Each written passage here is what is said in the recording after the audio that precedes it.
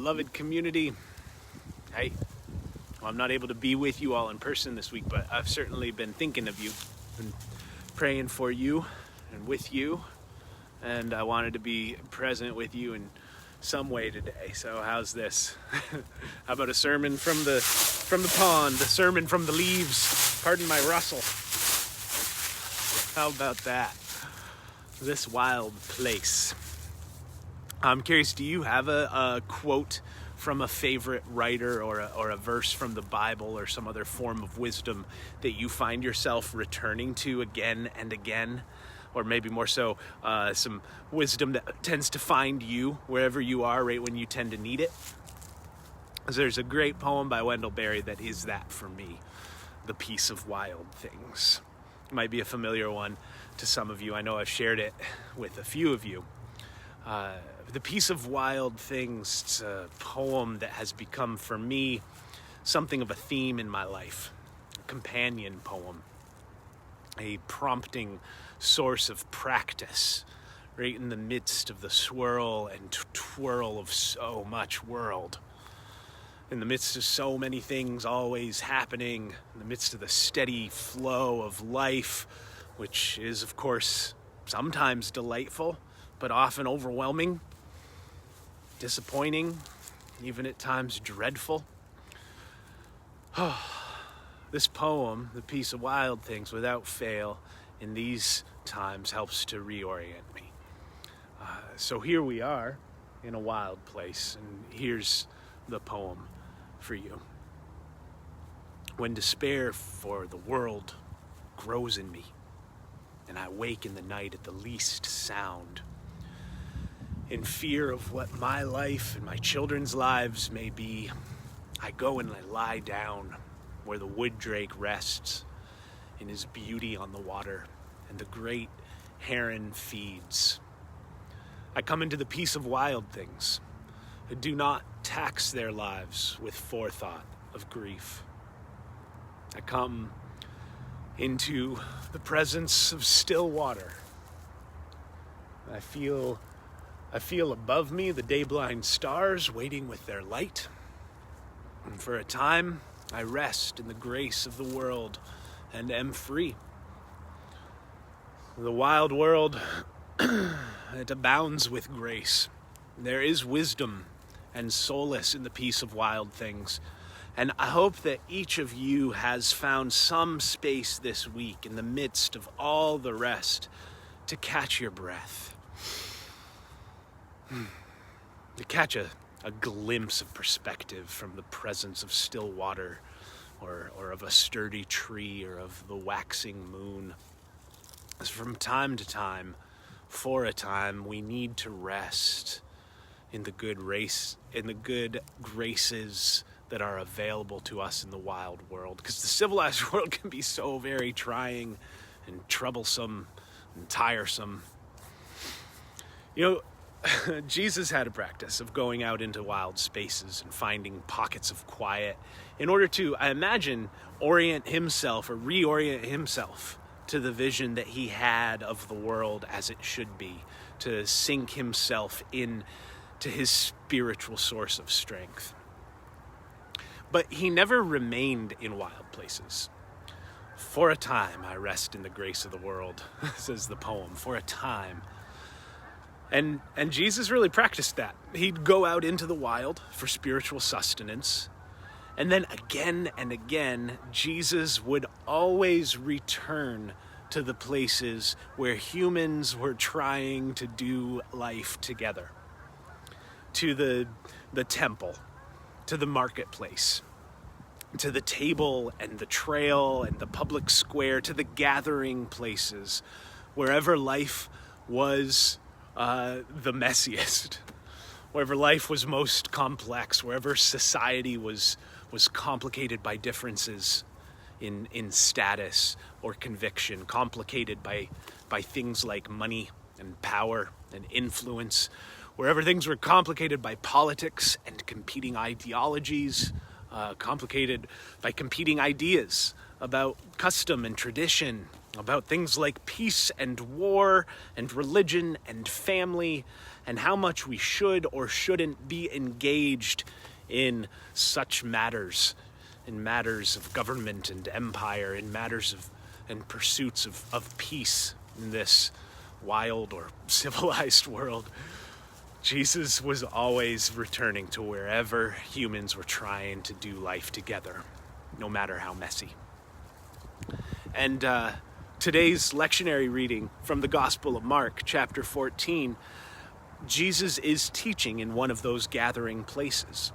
The Bible talks about Jesus' teaching, talking with his students, saying, hey, be on the lookout for flashy leaders who like to show off by walking around in their fancy regalia, who want to be noticed in the markets, who take the best seats at the gathering places and the seats of honor at the feasts. With many words, Jesus says, with many words, they make a big show of their hopes and prayers, and they trick vulnerable people into giving them their possessions and trusting them, giving them their homes and trusting them with their security. These flashy leaders, Jesus said, they've got it coming. Whew.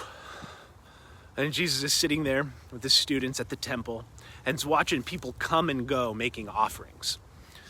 And he sees a number of wealthy folks make these big financial contributions to support the religious institution. And then Jesus notices a poor woman, a widow. This would have been one of the most vulnerable people in his community. And Jesus watches as this woman reaches into her purse and pulls out just a couple of coins and makes an offering equivalent to 1/64th of a day's wages. It's $1 or $2. And Jesus says, this woman has given more than all the others. What they gave was only a small part of their many possessions, but this poor woman has given all she had left to live on. This story is classic Jesus. Jesus often spoke harshly about people in leadership positions who were willing to take advantage of others in order to build a name for themselves. And Jesus doesn't actually say whether it was good that the poor woman gave all that she had left to live on to the religious institution. Maybe it was, maybe it wasn't. What Jesus does is he just points out that she gave more, that she was more invested in her community than those others who made contributions that didn't really involve any risk for them. The flashy leaders and the wealthy givers, they were investing in themselves, in their own image. They were expecting returns of admiration, of communal prestige. The woman, by contrast, was simply all in for something other than herself. Usually in the things that Jesus says or does, there's some critique of the status quo, stale systems of domination that prevail in most communities and in many relationships. And in this story of Jesus and the flashy leaders and the wealthy givers and the woman who was all in, we can note that age-old patterns of power at play. So here's the pattern to note. In hierarchical, top-down, class-based economic situations, it is often the poor who end up giving the most and benefiting the least. And it is, unfortunately, far too common that leaders who are already powerful end up increasing their wealth and reputation at the expense of those who they claim to lead, those who they promise to help.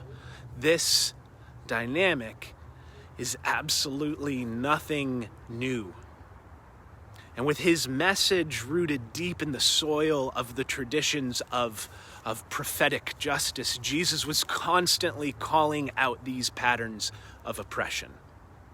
Again and again, right in the center of where life was happening, right in the midst of the mess, Jesus poked and provoked people in positions of power, calling them to live and lead with integrity, with authenticity, calling them to lead with an ethic of service and of self-surrender, a willingness to actually let go of position and influence as a marker of true power.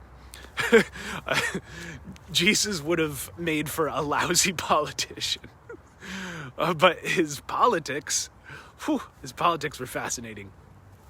His message and his methods were endlessly provocative, and his teachings often that were pulling from the intelligence of wild nature, like how a seed has to die if it is going to be a source of new life. His teachings were chock full of unconventional wisdom that consistently provided a corrective to those who are driven by the temptation to dominate. And still, today, Jesus' teachings provide that corrective to those who make a habit of abusing and misusing power.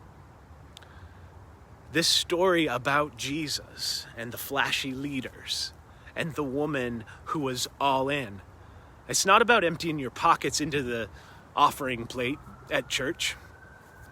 This story is about paying attention to the new and renewing power dynamics that are at play in the way of Jesus. And for those of us who are trying to actively live out the way of the Christian faith, like Jesus, we aim to blend our personal practices of spiritual growth with a radical commitment to siding with the oppressed, with a radical commitment to undoing the misuses of power, with a radical commitment to renewing the possibilities of actually sharing in the abundant graces of this wild world. Because that is the way of Jesus. God, help us. Help us to treat the basic needs of other people as more important than our own personal or financial gain. And help us hold our leaders to the same basic standard of public service. God, help us love on our neighbors and make room in our hearts and in our communities for those who are fleeing harm, for those who are in need of a home place to survive and to thrive. And help us insist that our leaders do the same. God, help us use our influence, whatever our privileges, our position, our power, to tend to the needs of those who are less fortunate, less privileged than we are, and hold our leaders to account to do the same.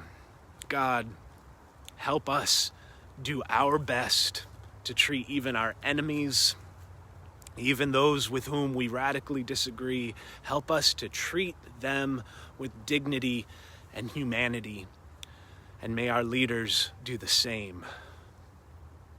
God, help us. This is the way of Jesus. As Christians, these are our commitments. Come what may, God, help us to be faithful. Amen.